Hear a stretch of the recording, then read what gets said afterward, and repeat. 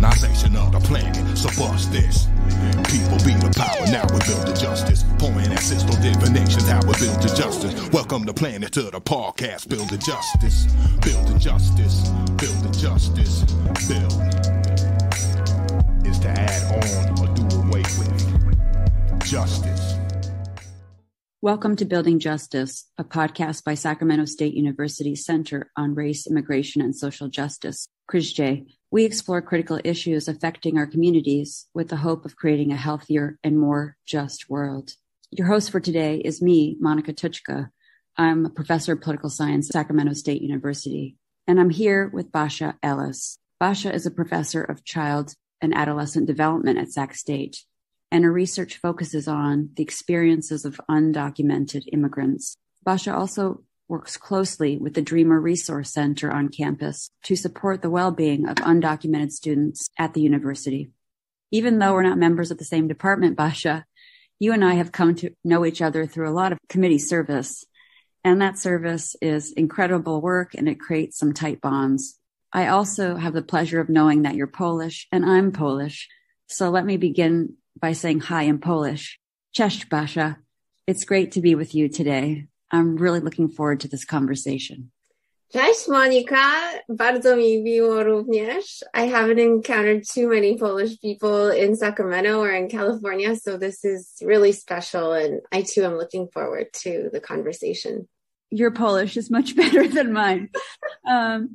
This is really great.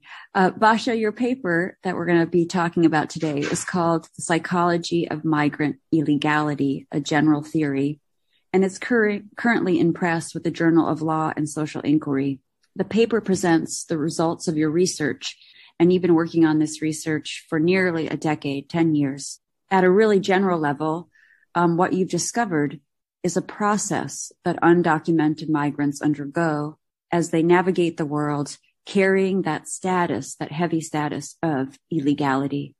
And you argue that repeated experiences with this process or within this process has the potential to create a distinct and really dynamic undocumented migrant psychology. You know, my mind, after I read your paper, just can't let go of this concept of the cycles of deportability.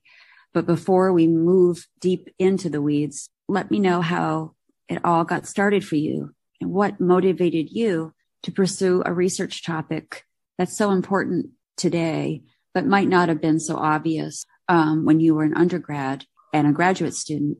What got you interested in studying the topic of undocumented migration? Thank you for that question. And you're absolutely right that it wasn't obvious to me as even a topic worthy of study. You know, I was a Polish immigrant to Toronto, and that's a very diverse Canadian city. And I think that experience alone, growing up with diverse groups, brought me to an increased interest in human experience and the diversity of human experience in particular. So I pursued psychology in college.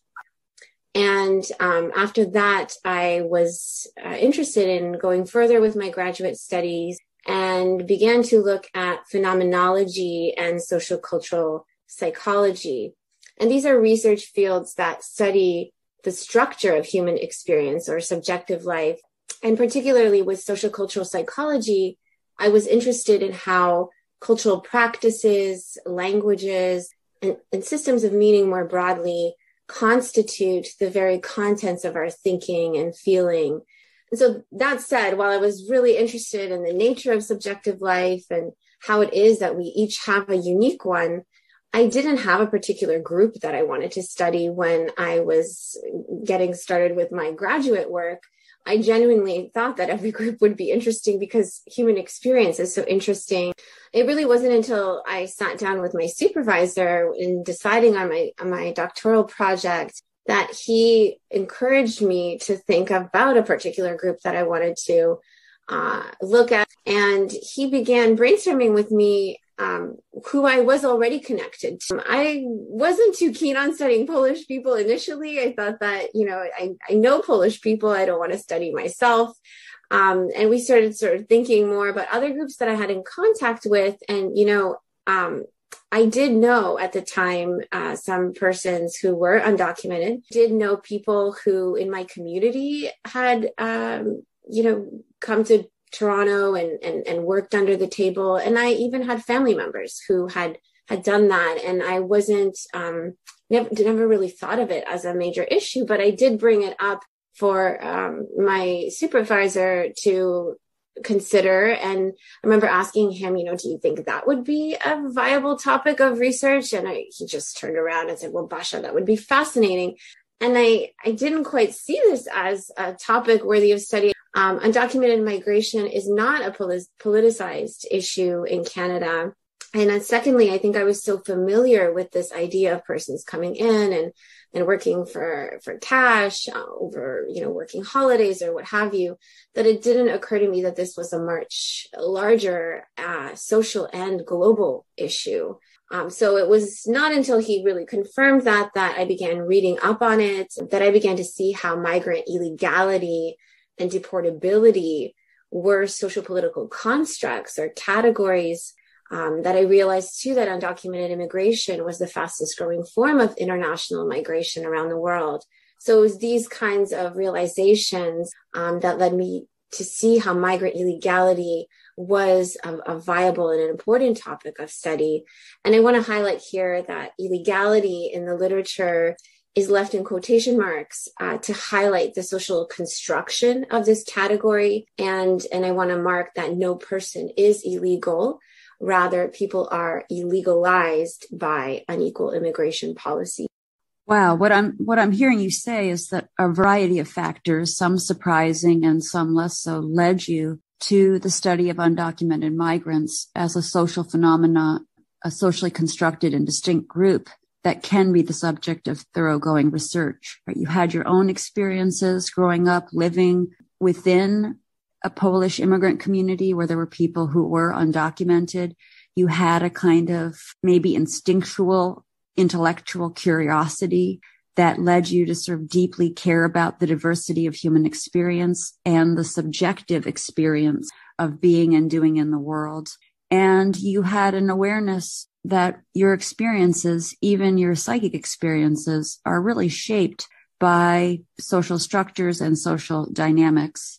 And then you had this mentor who encouraged you to take what maybe you were thinking as a private, personal issue and made you see that this was not just something that personally you knew in your private life, but this was a political issue and a global issue and a serious object for sociological, psychological, cultural research. And sometimes it's really hard to turn something that you're so familiar with on a personal level into something that is a social phenomenon that has global import and can be studied in so many ways beyond simply the exploration of the self and one's own personal history, which is important. But we also want to know about the world.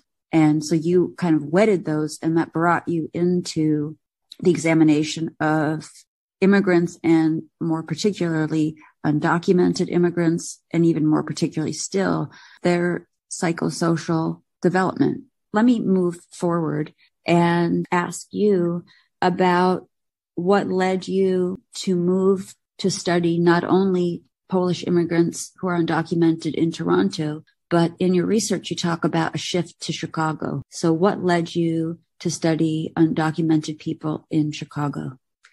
Yes, no, thank you for that question. And I love how you really bring together exactly these multiple factors that contributed to this line of work. To your question, after I started working on this issue, next discovery, so to speak, that guided my research trajectory and took me to Chicago was a participant of mine who was in Toronto. He was a Polish immigrant. He came as an adult to Canada, as a young adult, and he was conscious of his decision to come to Canada. However, his story stood out from all of the others because he also had previous history being undocumented and growing up undocumented in Brooklyn, New York. So he was 6 years old when he moved from Poland. His parents took him to the United States, where he grew up in Brooklyn. And it wasn't until he was 16 that he realized that he was undocumented and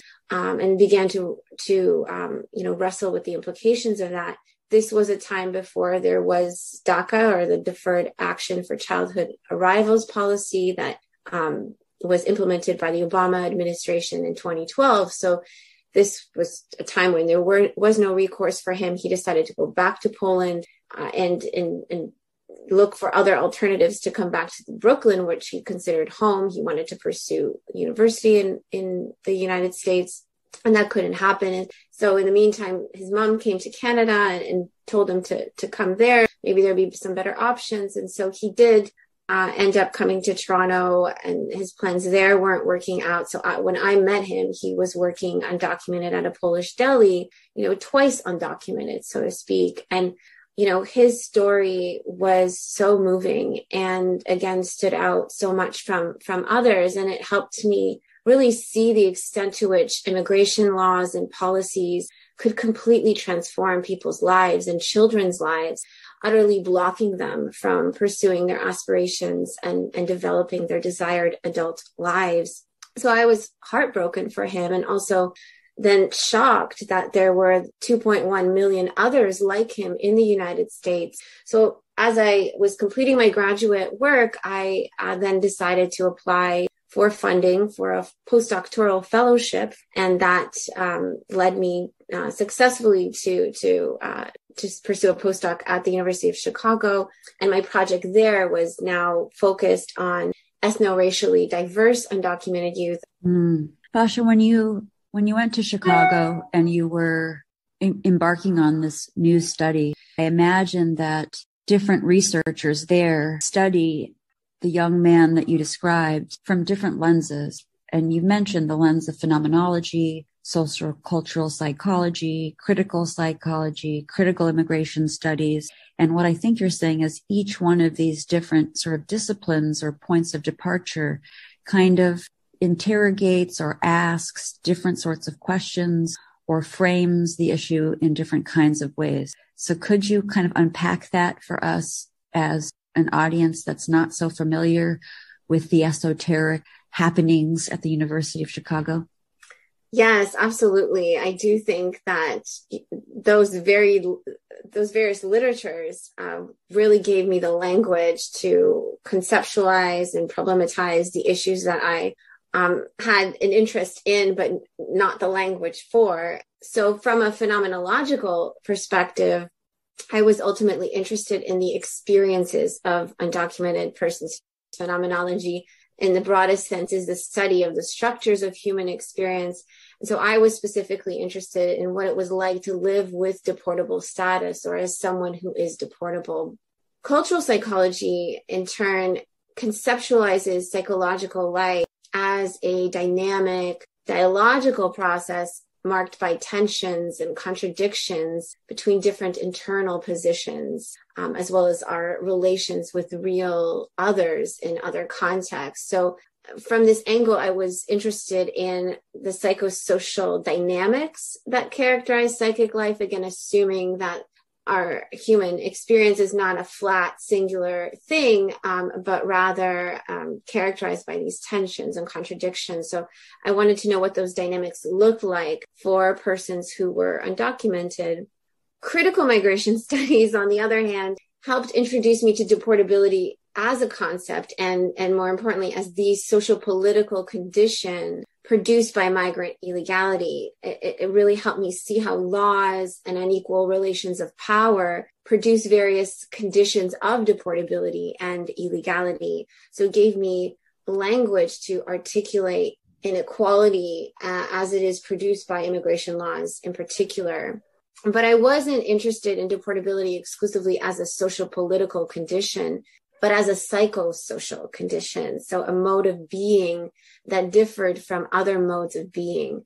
And that's why I also then turned to critical psychology, which I also found helpful, because this is a field of research that conceptualizes human experience within the context of broader social political processes that frame people's opportunities And from there, it explores, what it means to be or become a subject within specific sociopolitical context. So be it context of marginalization, oppression, in differential social settings, what does it mean to navigate those and have unique experiences as a result of those social settings. So critical psychologists talk about subjectivity versus experience. And so in that sense, what does it mean to become a subject in a particular social context?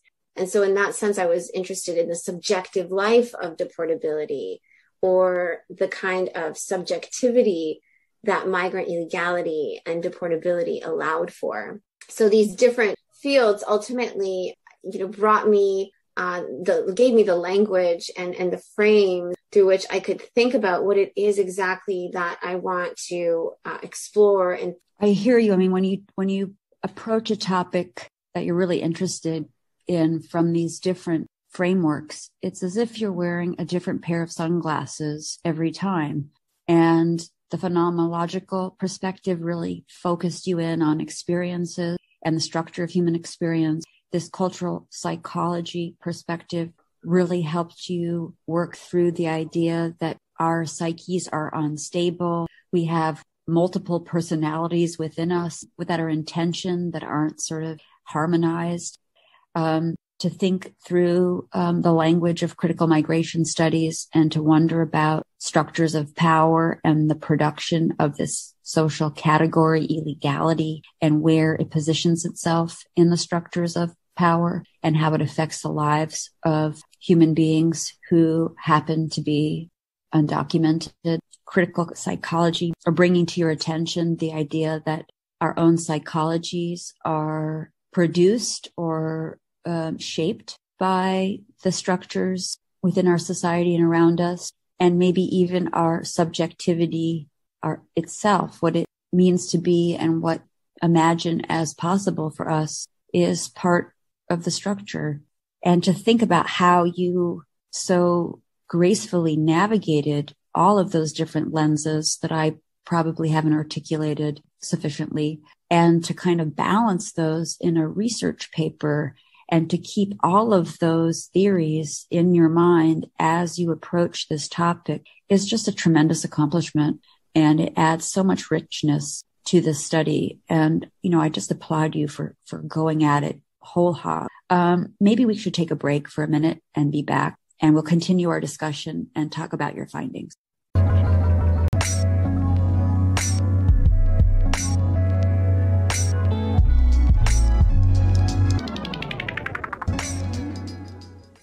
Welcome back to Building Justice, and welcome back, Basha. I hope you refreshed yourself during the break. I want to dive back in because I really am interested in hearing what you have to say about cycles of deportability. So tell us about your research, what you found, what you discovered, and what you talk about in your paper. Yes, absolutely. Thank you. So my work shows how the experience of deportability is not a homogeneous experience or even a set of experiences, but it involves a dynamic and cyclical psychosocial process that occurs repeatedly in the lives of undocumented immigrants as they endure various kinds of status-related challenges. So, in the migration literature, deportability is often framed as the social-political condition that involves living with the fear of deportation. But what does that really mean and look like on a daily basis? When I first started my work from a phenomenological perspective,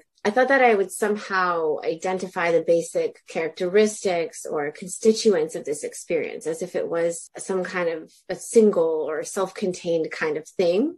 And what I learned through long-term ethnographic observations, so by spending time with respondents over the course of their daily lives and for 2 years in Toronto at first, was that deportability involved not a single kind of experience or even a particular group of experiences, but this whole cycle of psychological and social dynamics that occurred again and again in the lives of my respondents, and over time contributed to discernible patterns of thinking, feeling, and relating to others that was related to their status situation. Immigrants have to learn to navigate status-defined conditions to survive those conditions without authorized status. So what are cycles of deportability?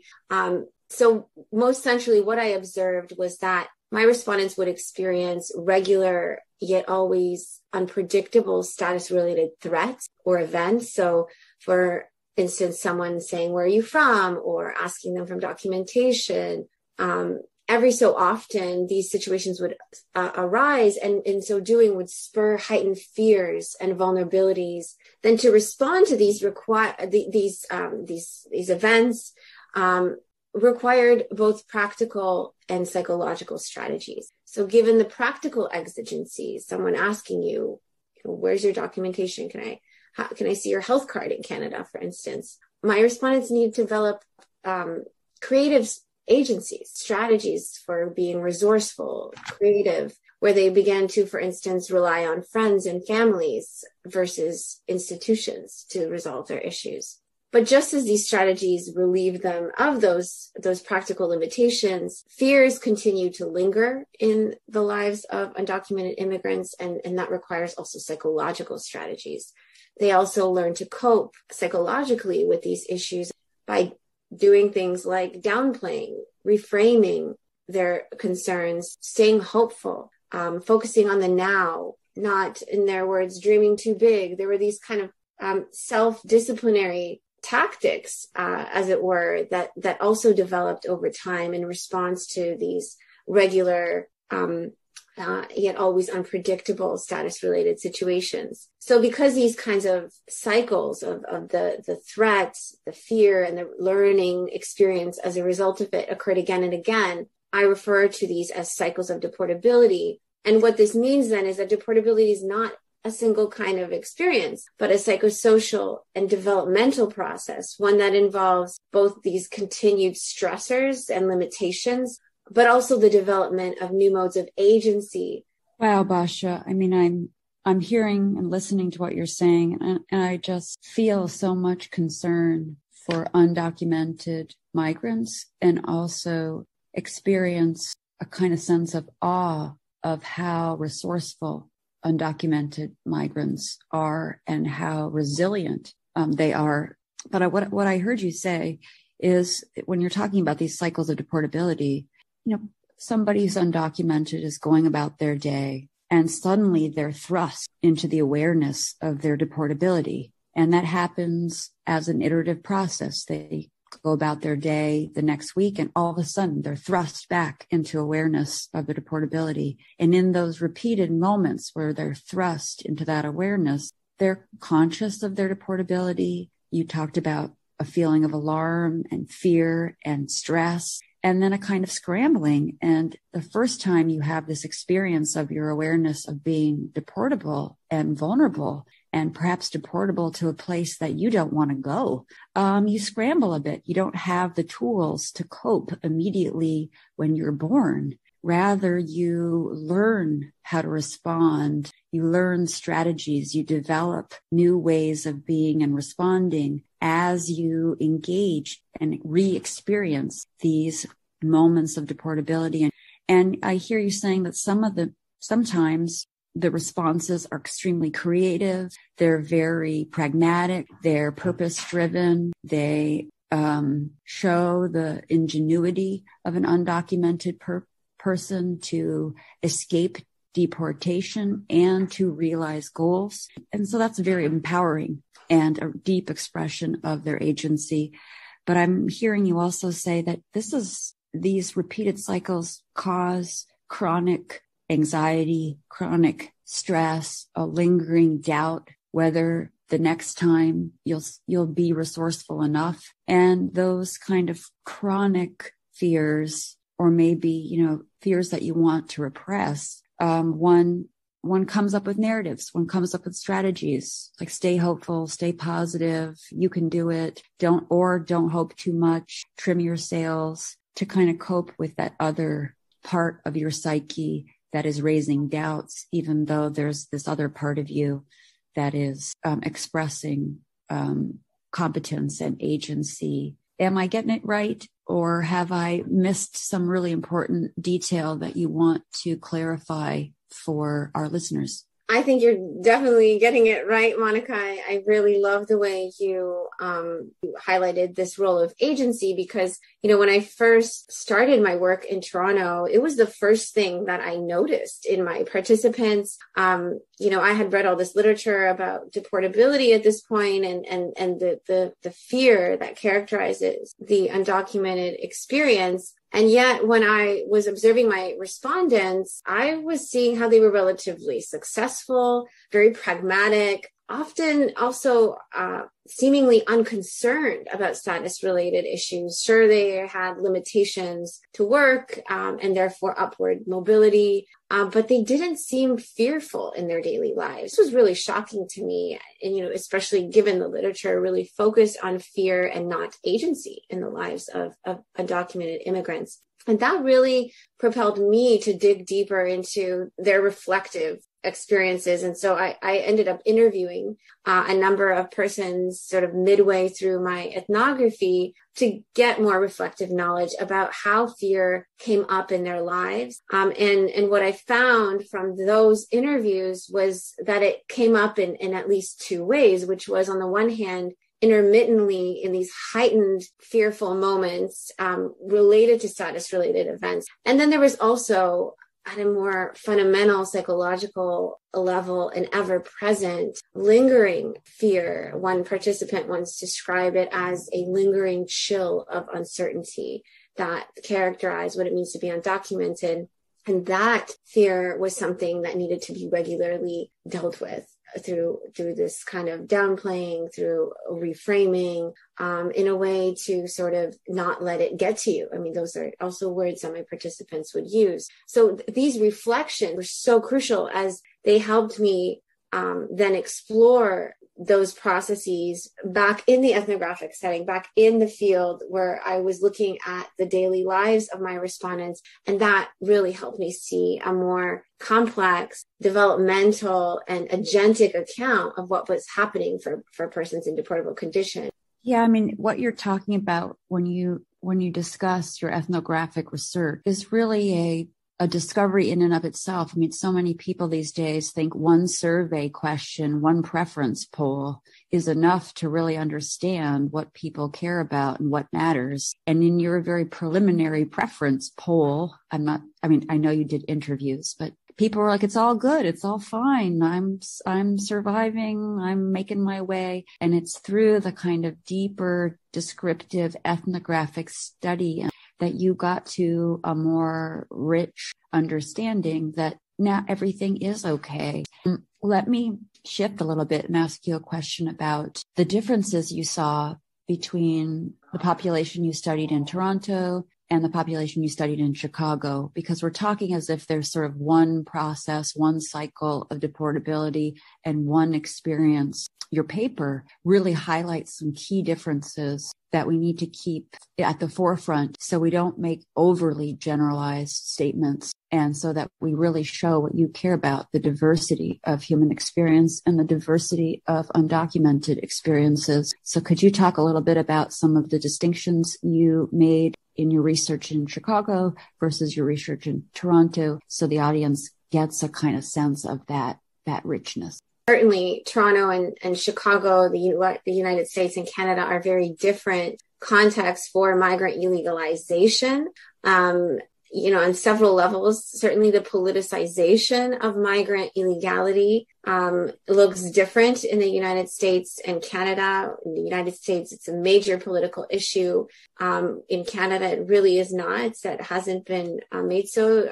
There's also no particular ethnic or racial group that is illegalized in Canada in the way that Latinx immigrants are illegalized in the United States and have been so historically, especially Mexican immigrants. So the context of migrant illegality is different, which then certainly makes for different possibilities for migrants' experiences. I also saw cultural differences. I didn't mention this earlier, but this agency in the lives of Polish immigrants was often conceptualized as a kombinowanie, which is this Polish term that refers to this active, resourceful, looking for a loophole type of mentality that my undocumented youth in the U.S. would discuss as hustling. So it's a very similar term to hustling, but nevertheless has its own historical, cultural understanding that differs between the two groups. So, you have to kombinować in Polish, whereas you have to hustle if you're an undocumented youth in the U.S. I also saw distinct differences between differently racialized groups. And this was both between the U.S. and Canada and within the U.S. between Latinx and non-Latinx respondents. So again, because there is no racialized group of that's considered to be undocumented in Canada, my white Polish immigrants immediately considered to be undocumented. It wasn't an immediate suspicion from others. They could blend in with this Polish community without much questioning in the way that other groups that I worked with in Chicago couldn't, and particularly Latinx youth. The Latinx youth experienced more frequent racialized status-related stressors where people from very young ages, we're talking about childhood years, would say things like, "Oh, you're illegal," or threaten them, "I'm going to take you to the border."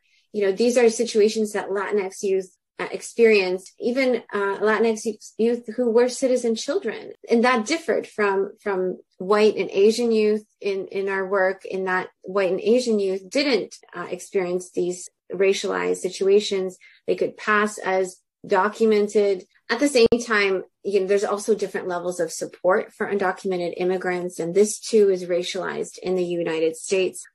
First of all, in Canada, there really is a lack of support because there's a lack of discussion around the issue for undocumented immigrants. But in the U.S., there is a long-standing history of support, but largely for Latinx and Spanish-speaking immigrants. So what we've also found was that Asian and white youth lacked opportunities to talk about these issues, lacked access to services, and felt, often like outsiders to these discussions. But what cycles of deportability helped do really in this context is consolidate and conceptualize these differences. So we can say something like, the frequency of status-related stressors is higher among Latinx youth, occurs earlier for undocumented young people who arrive as children. Latinx youth arguably have more support structures to deal with heightened fears of deportability in a way that other youth will not. The theory helps order and organize in many respects the kinds of experiences that undocumented immigrants face in different places and of different ages and so forth. It's so great to hear you talk about how, a general theory doesn't then necessarily have to be stamped on to every particular case, but it kind of becomes a point through which you can compare these cases. Like you said, that the youth are not quite conscious of these cycles, whereas adults are. Because you have these cycles and you've understood them in a general way, you can draw comparisons and contrasts between these groups in a clearer way. So it's not simply think about the particulars or simply think about general theory, but how do we place those into dynamic interactions to have a richer understanding and deeper knowledge of the phenomena that we're studying. And I really learned a lot through those sections of your paper, and I really appreciate them. Let me turn to one more question. Knowledge, or the pursuit of knowledge, has inherent value. It's an end in itself. We learn because we want to know. But sometimes we are also thinking about what sort of impact our knowledge might have in our society. And after I read this paper, I was wondering, what sort of impact does Basha want to make? Who's the audience that she's trying to reach? How might this help practitioners who are psychologists, policymakers who are thinking about the consequences of being undocumented, fellow researchers here in the U.S. or abroad, or allies of undocumented people. Mm-hmm. Yeah, no, I appreciate that question. And I think, what comes to mind immediately is that I think that the driver of my work is to give voice to the experiences of this group. That said, and in that spirit, I am interested in sharing this work with various kinds of audiences so that it can be helpful for them in order to support undocumented immigrants more broadly. So that includes researchers, that includes practitioners, and that includes undocumented immigrants themselves. And I've done this in various ways. So on the one hand, yes, this has been work that has helped me conceptualize what is at stake. And that I've done in arguably sophisticated ways for the literature and researchers to push research forward, to not think of deportability exclusively, for instance, as a social political condition, but rather as this developmental process with psychological implications. So that has been the purpose in the research literature. I'm also a community engaged scholar, so I have made efforts to translate this work to speak to various audiences, including educators and undocumented students via webinars and various trainings, and also by developing a website, undocuwisdom.com. So just about the webinars, I have talked about this in terms of an undocumented stress cycle with educators, where I have tried to unpack what it is that young people go through using narratives from my participants' lives in order to showcase what it means when a student is told they cannot get, for instance, access to federal financial aid for college, or what it means when you ask a student, where are you from? What's your background? What does that do for undocumented young people? Or what kind of state of mind are undocumented students in when they seek out help, and what must be happening for them? I've been supported by the Dreamer Research Center on campus for these various projects, which has, really helped me consolidate and translate this work. Most recently, we developed K-12 LA training, so for educators at the K-12 level to think through these implicit cycles and what this means for children who are coming of age and having to make sense of their status. How can we be supportive as educators? And then lastly, I am interested in working with undocumented students and impacting undocumented young people generally, as my research has turned to young people. I developed this site with the support of the college at Sac State and students who have worked on the site with me, undocuwisdom.com, where you could find narratives from young people from Chicago and wisdom that they shared on how best to deal with, challenges at school, with fears. So those are important dimensions of my work. I don't see my work exclusively for scholarly circles, but have this community engaged dimension that is very important to me. And I'm very grateful for having the opportunity at Sacramento State in particular to do this kind of work in collaboration with the Dreamer Resource Center. Yeah, Baja, when I hear you speak, I think, doing research is such a gift that you give to yourself in this pursuit of knowledge, but it's also a gift that you can share with others, and to be able to write and to study and to share information about undocumented migrants in a way to empower them and to empower allies and to empower researchers to take that lived experience seriously and make the structure of our society one where there is more expansive, meaningful choice for undocumented people, greater freedom, greater equality, greater dignity, greater understanding. All of these things seem to be flowing from your research, and I find that research a real kind of blessing for the world. Before I make the formal close of the podcast, I will share what my mother used to say to me every once in a while in Polish. She would say, "Trzymaj się," which I guess means, hold together or hold yourself up or stay strong, but it's kind of a squeeze. And so I will say "Trzymaj się" to you, Basha, in your research projects and in your moves forward. And if there's something you want to share with the audience, go ahead and then we'll formally close. Thank you so much. Dziękuję bardzo, Monika, za to. Such a beautiful phrase for your mom to use, and kind of way of also saying take care, right? And I love it. I am so pleased to have had this opportunity, and I'm so grateful to our listeners for taking interest in this work. And I encourage everyone listening to, support and be welcoming to immigrants and undocumented immigrants. And I appreciate your interest and compassion for this issue. So thank you. Thanks, Basha. With that, everyone, I want to thank you for listening to the Building Justice podcast. We hope our ongoing conversations spark understandings, empathies, and motivation to join the struggle for a better future for all. Take care, folks. All the penalties and the rewards based on the action. Now, time for building justice. Building justice.